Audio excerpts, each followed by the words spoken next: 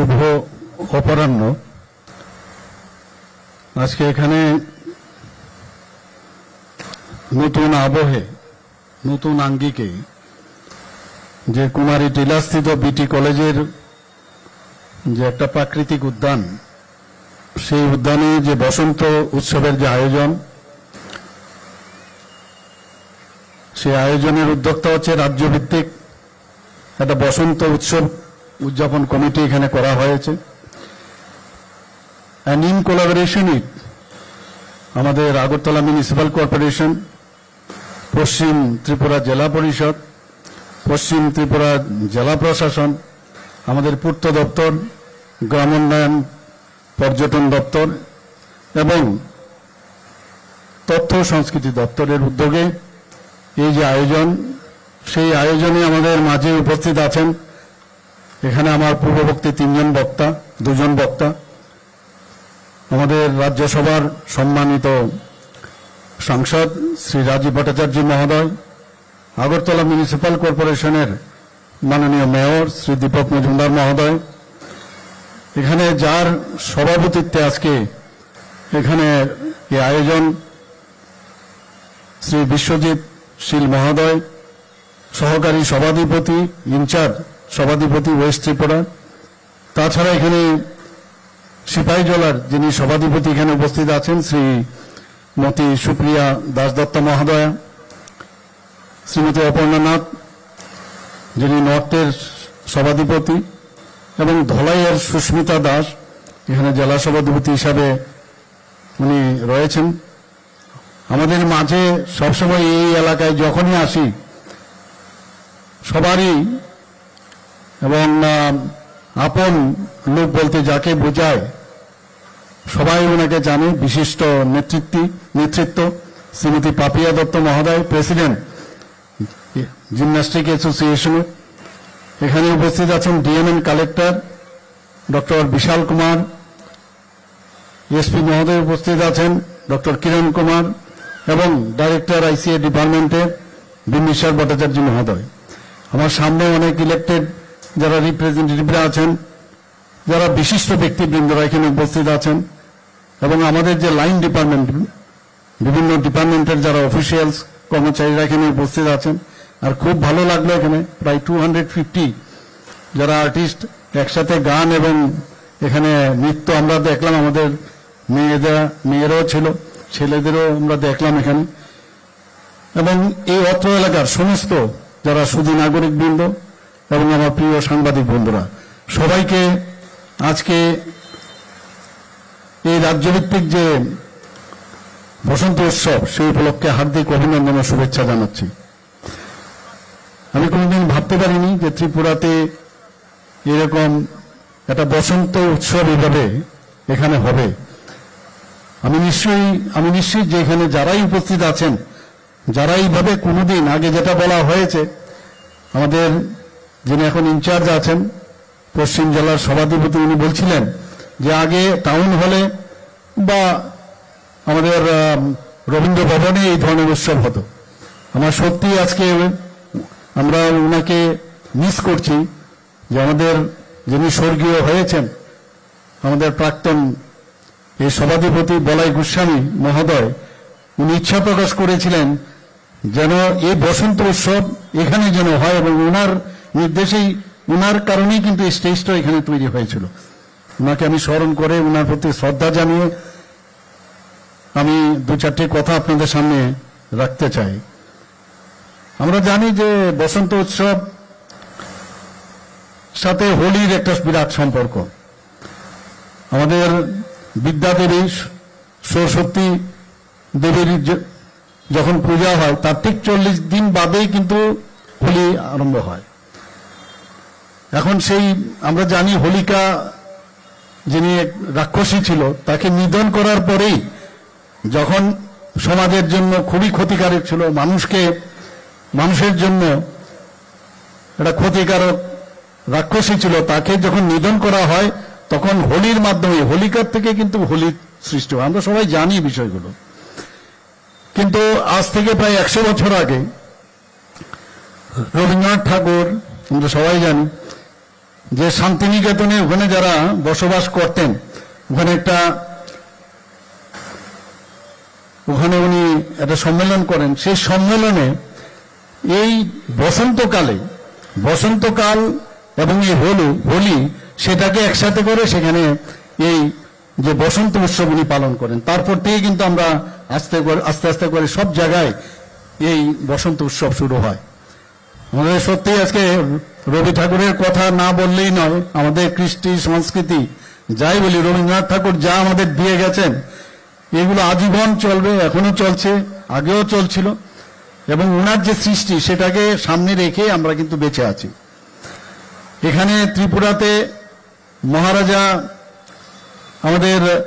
মহারাজা বীরচন্দ্র মাণিক্য বাহাদুর, মহারাজা বীর বিক্রম কিশোর মাণিক্য বাহাদুর, উনাদের সময়েও ত্রিপুরা রাজন্য আমলেও কিন্তু এই রাজমহলেও কিন্তু এই বসন্ত উৎসব হয়। আমরা যদি পুরনো সমস্ত ক্যাসেট বা এগুলো আমরা দেখি উনাদের সম্পর্কে, মানে জাতি জনজাতি সবাই কিন্তু এই রাজ বাড়িতে গিয়ে এই ধরনের উৎসব এখানে হয়েছে।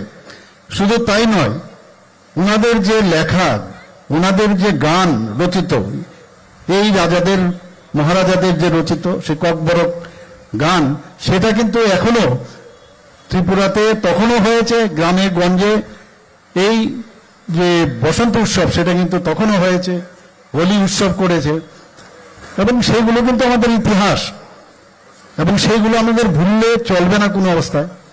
ত্রিপুরা সরকার আমরা চেষ্টা করছি। আমরা আগে দেখতাম যখন এই হোলি যখন হতো, যখন আমরা ধর্মনগর থেকে আসতাম ছোটবেলায় একদম, তখন দেখতাম রাস্তায় রাস্তায় এই আমাদের জনজাতি যারা আছে, বিশেষ করে মণিপুরীদের মধ্যে আমরা দেখতাম যে এই রং খেলাকে নিয়ে ওরা মাতোয়ারা ছিল। সেইগুলো কিন্তু এখন দেখা যায় না, হয়তো একটু অন্য ফর্মে চলে এসছে, কিন্তু ওই যে মিউজিক, সেই মিউজিকটা কিন্তু অনেকটা মিস করি আমরা। আমাদের ত্রিপুরাতেও এখন এবার আমি দেখেছি, হোলির সময় আমি বেরিয়েছিলাম বহু জায়গায়, সেখানেও কিন্তু মানুষ উৎসবের আকারে কিন্তু এটাকে ওরা পালন করেছে। কিন্তু এই উৎসব পালনের মধ্যে আমাদের যে কৃষ্টি সংস্কৃতি পরম্পরা সেটাকে ধরে রাখা খুবই প্রয়োজন। এটার মধ্যে কোনো অবস্থায় অপসংস্কৃতি যাতে কোনো অবস্থায় না ঢুকে।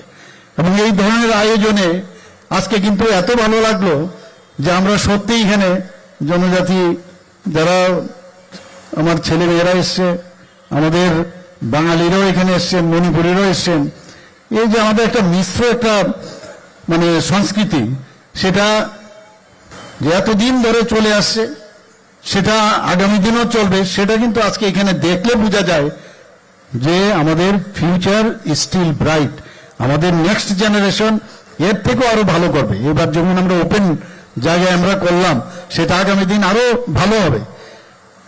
এখানে এই যে ঋতু, বসন্ত ঋতুতে কোকিলের আওয়াজ, এটা তো আমরা তখনই বুঝি যে বসন্তকাল এসছে। সব ঋতুর মধ্যে কিন্তু এই বসন্ত ঋতুর সবচেয়ে আমরা বলি যে মানে এটাকে king of the all the ঋতু, 6টা ঋতুর মধ্যে কিং আমরা যদি বলি। এবং এই ঋতুতে রবীন্দ্রনাথ যেভাবে বলেছে যে দৌড় খুলতে হবে, যারা ঘরের ভিতরে আছে সবাই বেরিয়ে এসো, তোমার মনের যে এতদিন ঘরে বসেছিলে, বিশেষ করে যারা আমাদের মায়েরা বোনেরা আছেন, তোমরা বেরিয়ে এসো, এসে সমস্ত পৃথিবীতে উজাড় করে দাও তোমার আনন্দ, তোমার উৎসাহ, তোমার চিন্তা ভাবনা, সেগুলো উজাড় করে দাও। এই যে মানসিকতা, সেই মানসিকতা আমাদের রবীন্দ্রনাথ ঠাকুর আমাদের ইনস্টিল করেছে আমাদের মাথার মধ্যে, সেইগুলো আবার পুনরুদ্ধার আমাদের করতে হবে। আমাদের রাজন্য আমলেও এই জিনিসগুলো রেখে রবীন্দ্রনাথ ঠাকুর এখানে 7-7বার এসছে ত্রিপুরাতে। এমনিতে একটা কালচারের উপর ভিত্তি করে রবীন্দ্রনাথ ঠাকুরকে এর জন্য বারবার এখানে আনতো। তৎকালীন সময়ে মহারাজাদের যেভাবে মানে রবীন্দ্রনাথ ঠাকুর উনাদেরকে যেভাবে সম্মান করতেন, তদ্রূপ উনারাও রবীন্দ্রনাথ ঠাকুরকে সম্মান দিয়েছেন। সেই জায়গায় দাঁড়িয়ে আমরা কি দেখতাম, পূর্বতন সরকার এই মহারাজাদের নামই যাতে কেউ না নিতে পারে সেই ব্যবস্থা করেছিল। আমাদের সরকার আসার পর মহারাজাদের, বিশেষ করে জনজাতিদের যেভাবে আমরা সম্মান দিতে চেষ্টা করেছি, এখানে রাজীববাবু বলেছেন যে এবারের যে বাজেট হলো, আমরা এই বাজেটের মধ্যে বিরাট একটা অংশ শুধু জনজাতিদের জন্য, আমরা তাদের উন্নয়নের জন্য রাস্তাঘাট, পড়াশোনা, এভরিথিং, ইনফ্রাস্ট্রাকচার ডেভেলপমেন্ট হোক, সব দিকে আমরা কিন্তু বিরাট একটা অঙ্ক তাদের জন্য আমরা রেখেছি। কেউ কাউকে বাদ দিয়ে হবে না, আমরা একসাথে চলবো। সেইভাবেই এই যে মিশ্র যে সংস্কৃতি, আমি নিশ্চিত যে এখানে আগামী দিনের যে আমাদের সংস্কৃতি আছে, সেটা মণিপুরীদের সংস্কৃতি হোক, বাঙালিদেরই হোক, বা যারা জনজাতিরা আছেন তাদের অনেকগুলো সংস্কৃতি। আজকে আমরা কিন্তু নিজেদের, আমরা অনেক সময় আমি বলি যে আমরা কিন্তু মোমবাতির নিচটাই সবচেয়ে বেশি অন্ধকার, আলো দেই ঠিকই, কিন্তু আমরাই আমাদের কি জানি না। ত্রিপুরার মানুষ অনেকে জানে না যে ত্রিপুরার সংস্কৃতি এত সমৃদ্ধ, যেটা আমরা নিজেরাই সেটাকে আমরা বুঝতে চেষ্টা করি না। সেটাকে আমাদের বুঝতে হবে নিজে, তাহলে নিজেও গর্ববোধ করবেন যখন বাইরে যাবেন বা যখন বাইরের মানুষের সাথে কথা বলবেন। You should be proud of our culture, এটা বলা দরকার আমাদের। আমরা এটা নিজেরাই বুঝতে, আগে বোঝার চেষ্টা করুন। আমি নিশ্চিত এখানে বহু লোক ত্রিপুরাকে ভালোভাবে চিনেও না, যায়ও না। আগরতলায় থাকলো বা যে যে জায়গায় আছে বাস এতটুকু, এখান থেকে কেউ যাবে ওই মরিশাস যাবে, কেউ কোথায় যাবে, সিঙ্গাপুর যাবে, থাইল্যান্ড যাবে। আরে আগে তো ত্রিপুরাকে খুঁজো। ত্রিপুরার মধ্যে অনেক জায়গা আছে যেখানে কোনো অংশে ত্রিপুরার দর্শনীয় জায়গা সব। তা আগে নিজেকে চিনা, অর্থাৎ নিজের যে চিন্তা ভাবনা, সেটা নিজেকে চিনার মধ্যে যে আনন্দ, সেটা যেমন ব্যক্তিগতভাবেও হয়, রাজ্যের বেলাও সেটা সেরকম। আপনাদের বুঝতে হবে যে এই ত্রিপুরাকে কারা সামনের দিকে এগিয়ে নিয়ে যাবে, এই দেশকে কে এগিয়ে নিয়ে যাচ্ছে। আজকে প্রধানমন্ত্রী নরেন্দ্র মোদীজি যেভাবে দেশকে এগিয়ে নিয়ে যাচ্ছে, সেটাকে বুঝতে হবে আপনাদের। এখানে কোনো আর কিন্তু পরন্তু থাকার কোনো কথা নয়। বারবার মাননীয় প্রধানমন্ত্রীজি যেভাবে দেশকে সুরক্ষিত রাখছেন, আজকে দেশের ইনফ্রাস্ট্রাকচার ডেভেলপমেন্ট করছেন, 11তম অর্থনৈতিক যে পজিশন, সেখান থেকে আগামী দিনে উনি চাইছেন যে 2000 আমাদের থার্ড পজিশনে আনার। একদিকে অর্থনৈতিকভাবে সুরক্ষার ক্ষেত্রেই বলুক, আমাদের সোশিও ইকোনমিক্যাল স্ট্যাটাসই বলুন, গরিব, এতদিন ধরে আমরা গরিব মানুষদের জন্য আমরা অনেক সরকার দেখেছি, গরিবের জন্য মায়া কান্না, সেই কুম্ভীরাশ্র আমরা দেখেছি। কিন্তু সত্যিকারের অর্থে মাননীয় প্রধানমন্ত্রীজি যেভাবে প্রতিটা প্রকল্প, যা প্রকল্প হয় সবকটা প্রকল্পই দেখা যায় গরিব মানুষ, আম জনতার জন্য করেছেন। কারণ উনি একটা চাইওয়ালা ফ্যামিলির থেকে উনি এসছেন, আমরা সবাই জানেন, এবং উনি জানেন গরিবই কি। আমরা এগুলো আগে বুঝতাম না। উনি সেটাও বলছেন না শুধু গরিবেরই খালি উন্নয়ন হোক, সমস্ত খেটে খাওয়া মানুষ, সে কৃষকেই হোক, অন্নদাতা আমাদের যুবক হোক, মহিলা হোক, সবার উন্নতি উনি চান। তো এই ধরনের মানসিকতা কিন্তু আগে আমরা দেখতাম না, এবং একটা ডিভাইড অ্যান্ড পলিসি করে এই চেয়ারের উদ্দেশ্যে যা খুশি তাই বলার আমরা দেখছি। আমরা দেখেছি কংগ্রেসের সময় একই অবস্থা, ইউপিএর সময় একই ঘটনা। আমাদের আজকে সুরক্ষার দিকে যদি আমরা চিন্তা করি, আমাদের হাজার হাজার বর্গ কিলোমিটার আজকে চাইনা আমাদের নিয়ে গেছে। তৎকালীন সময়ে কোনো চিন্তা নেই, পাকিস্তান থেকে এসে আমাদের ভারতবর্ষে আমাদের পার্লামেন্টে অ্যাটাক করেছে, আমাদের সোলজারদের গলা কেটে ফেলতো, আবার এখানেই ফেলে যেত। বোম্বের ঘটনা আপনারা জানেন, কথায় কথায় নর্থ ইস্টের অবস্থা কি ছিল। আজকের রাজীববাবু বলছেন যে এখানে শান্তি প্রতিষ্ঠিত হয়েছে, নিশ্চয়ই হয়েছে, কিন্তু এটা কার জন্য হয়েছে? নর্থ ইস্টে আগে আমরা যেতাম, তখনই মনে হতো যে কি জানি হবে, সেখানে রেলওয়ে স্টেশনে হোক, রাস্তায় হোক, কখন যে বোম ব্লাস্ট করবে, নোবডি নিউ ইট। সেই জায়গায় প্রধানমন্ত্রী 2014-তে আসার পর বলছে অ্যাক্ট ইস্ট পলিসি। অটলজি বলছিলেন যে আমার নর্থ ইস্টকে আমার দেখতে হবে, সেই জায়গায় উনি বলছেন যে অ্যাক্ট ইস্ট পলিসি। আজকে নর্থ ইস্টের শান্তি প্রায় 11 থেকে 12টা অ্যাকর্ড হয়েছে টেররিস্টদের সাথে, সেখানে আজকে শান্তি প্রতিষ্ঠিত হয়েছে। সেই রকম ভাবে ত্রিপুরাতেও 3টা থেকে 4টার মতো অ্যাকর্ড হয়েছে। আজকে আমাদের সাথে কথাবার্তা চলছে।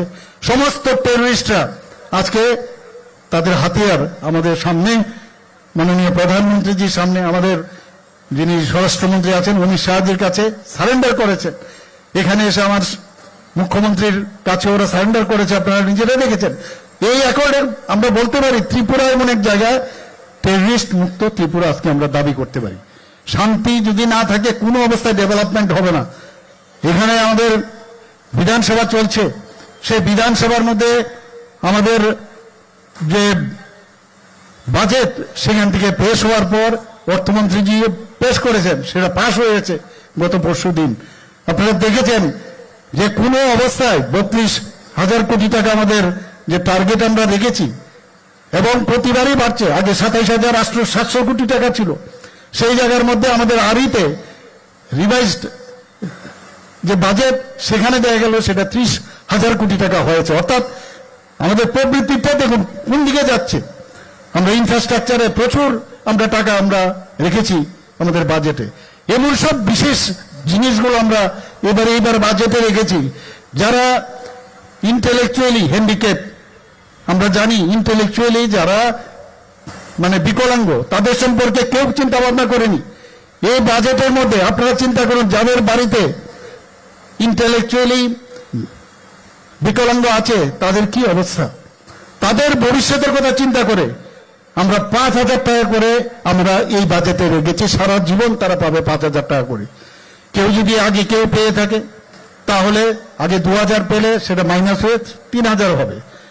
তাদের কথা চিন্তা করতে হবে। তাদের জন্য একটা পার্ক করার জন্য যারা এই ধরনের ইন্টেলেকচুয়ালি রিটার্ডেড, যাতে গিয়ে এরকম একটা মনোরম পরিবেশে গিয়ে তাদের ইন্টেলেকচুয়াল যে মাইন্ড মেন্টাল যে সমস্যা সেটা যেন আরো ডেভেলপ করা যায়, তার জন্য আমরা এই বাজেটে আমরা রেখেছি। আমরা দেখেছি, আমরা নিজেরাও গেছি আমাদের ছেলে মেয়েদেরকে নিয়ে, যখনই 12th ক্লাস বা 11th ক্লাসে উঠতো, বিভিন্ন যারা অলরেডি যারা ভালো টিচার তাদের বাড়িতে আমরা দৌড়তাম। একটা বাড়ি থেকে বেড়ে স্কুটার দিয়ে গিয়ে আরেক বাড়িতে যেতাম। একটা দৌড় কম্পিটিশন। ছেলে মেয়েদের মাথার মধ্যে কি থাকবে, মানে টেস্টেড যারা মানে টিউটর তাদের কাছে যেতে হবে। আমরা বললাম যে না, আমরা প্রতিটা মহকুমার মধ্যে এই ধরনের সেন্টার আমরা করব। এবং আমি বলেছি অর্থমন্ত্রীজিকে, দ্য বেস্ট যারা আছে ফিজিক্স, কেমিস্ট্রি, বায়োলজি, ম্যাথ, এবং প্রথমে আমরা এটা শুরু করেছি এবং ইংলিশ, এই 5টা সাবজেক্ট, 4-5টা সাবজেক্ট যেন বেস্ট থেকে বেস্ট টিচার থাকে, যাতে করে ধরতে না হয়। একটা জায়গার মধ্যে সব ইন ওয়ান আমব্রেলা সব পড়াশোনা করতে পারে। তো এই ধরনের আমরা চিন্তা ভাবনা, আমি কয়েকটা উদাহরণ দিলাম খালি, সমস্ত বিষয়ে, সেটা কৃষিক্ষেত্রেই হোক, আজকে খেলাধুলার ক্ষেত্রে হোক, সব দিকে।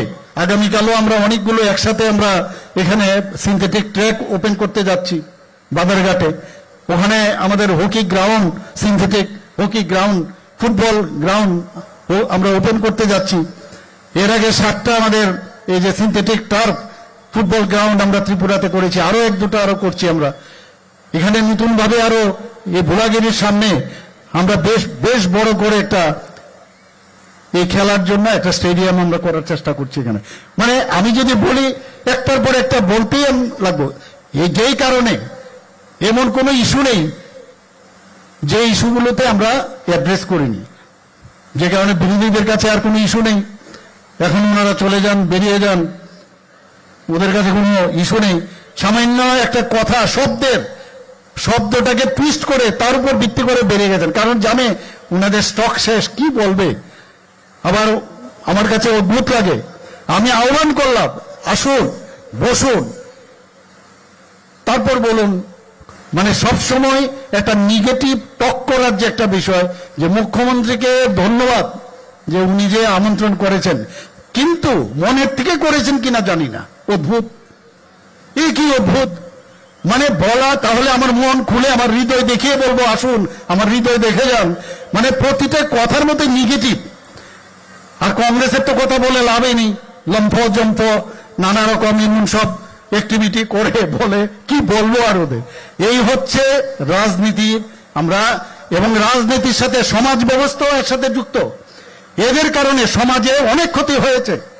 আমরা দেখেছি এখানে খুন, সন্ত্রাস, অগ্নি সংযোগ সমস্ত জায়গায় একমাত্র এই ধরনের ব্যক্তিরা ছিল, আছে বলেই কিন্তু আমরা এখন মাননীয় প্রধানমন্ত্রী নরেন্দ্র মোদীজি এবং স্বরাষ্ট্রমন্ত্রী অমিত শাহজি কারণে আমরা এখন ঢাল হয়ে আমরা কিন্তু দাঁড়িয়েছে, ওদের এক সুবিধা করতে পারছে না। এর জন্য নানা রকম অঙ্গভঙ্গি ইত্যাদি করে কিছু কিছু লোকের মাধ্যমে নানাভাবে প্রচেষ্টা করে, কিন্তু এতে কোনো কাজের কাজ কিচ্ছু হবে না। কারণ result Sage what is there position. আমরা দেখেছি প্রতি জায়গার মধ্যে মানুষের সমর্থন হারাচ্ছে, 100 ক্রস করে না, আরেকজনের তো মোটার সাথে ওরা কম্পিটিশন করছে। তো সেই অবস্থার মধ্যে এদের কথার এখন কোনো মানুষ কোনো অবস্থায় গ্রহণ করেন না। আমি অবাক হই যে কি রাজনীতি, কি সমাজ ব্যবস্থা ওরা চেয়েছিল। মাননীয় প্রধানমন্ত্রী নরেন্দ্র মোদীজি এসে এটাই বলছেন যে আমরা সমাজ পরিবর্তন আমরা চাই। পণ্ডিত দীনদয়ালজি যেটা চিন্তা করতেন এবং সেই কাজটাই উনি করছেন। পুরো রাজনীতির পরিভাষায় পাল্টে দিয়েছেন মাননীয় প্রধানমন্ত্রী নরেন্দ্র মোদীজি। এবং মানুষ যে কারণে আস্থা আছে, একটা ট্রান্সপারেন্সির সরকার যাকে বলে, স্বচ্ছতার সরকার, সেইভাবে আমরাও স্বচ্ছতার সাথে চলছি এবং স্বচ্ছতার সাথে আমরা মানে কোনো অবস্থায় যে অস্বচ্ছতা আমরা কোনো অবস্থায় কম্প্রোমাইজ করব না, জিরো টলারেন্স, আমরা সেই দিকে আমরা চলছি।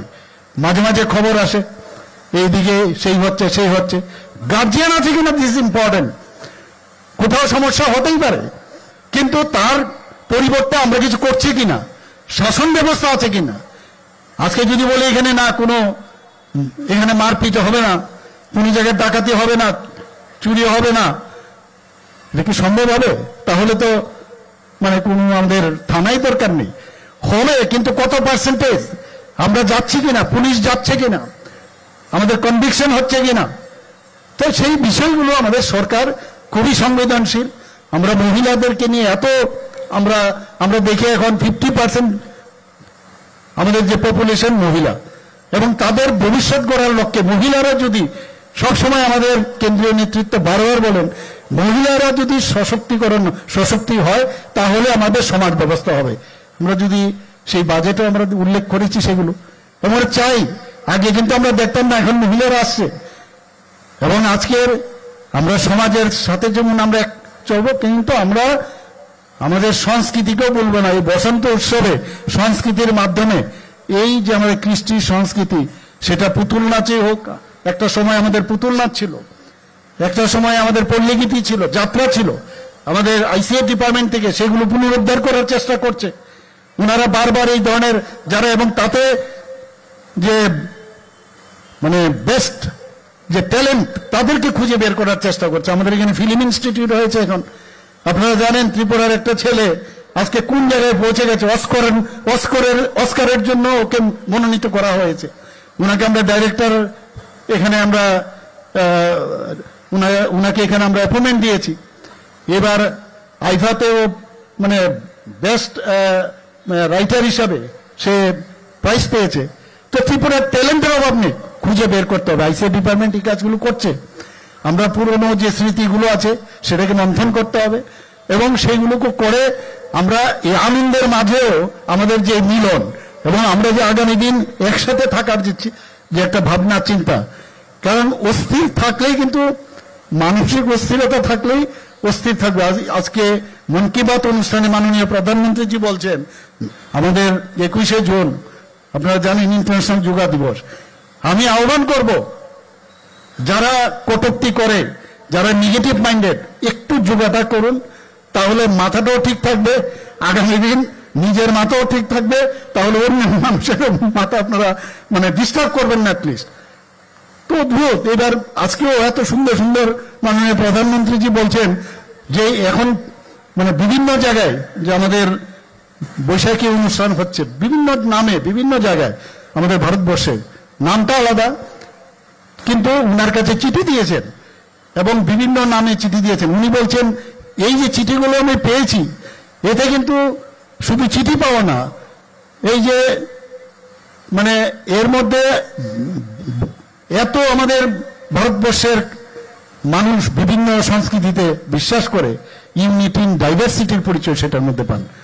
অদ্ভুত, আপনি দেখেছেন আজকে এক একবার উনি বলছেন, এবার কি বলেছেন যে আমরা জানেন আমরা কিছুদিন আগে প্লাস্টিকের কথা বলেছি, প্লাস্টিক রিসাইক্লিং। কিছুদিন আগে আমরা বিকে রোডের একটা রাস্তা টেস্টিং এর জন্য সেখানে আমরা আরো কয়েকটা রাস্তার মধ্যে ট্রাই করছি, সেটা প্লাস্টিককে মিশিয়ে আমরা রাস্তা বানিয়েছি। তো উনি এবার বললেন যে ছোট ছোট যে কাপড় সেইগুলো ফেলবেন না আপনারা, সেটাও আমাদের ইকোনমিক্যাল যে একটা সাইক্লিং, সেটাও কিন্তু আমাদের লাভ হবে। এরকম সুন্দর সুন্দর জিনিস, তো এটা কখন আসবে? এই ধরনের ব্যক্তিত্ব যখন আমরা পাবো এবং এত সুন্দর সুন্দর চিন্তা ভাবনা করেন, আমি আশা করি যে আজকের এই রাজ্যভিত্তিক যে বসন্ত উৎসব, আমি ধন্যবাদ দেব এই কমিটিকে এবং আমাদের ত্রিপুরা সরকারের লাইন ডিপার্টমেন্ট থেকে আরম্ভ করে আইসিএ ডিপার্টমেন্ট যেভাবে সহযোগিতা করেছে। আমি আগামী দিন বলবো যে এটাকে আরো বৃহৎ আকারে এটাকে প্রচার প্রসার আরো বেশি করে করতে হবে। মানুষের মনকে আরো একসাথে আমাদের একজন আরেকজনের কাছে নিয়ে আসতে হবে। আর রবীন্দ্রনাথ ঠাকুর বলেছেন, খুলো দৌড়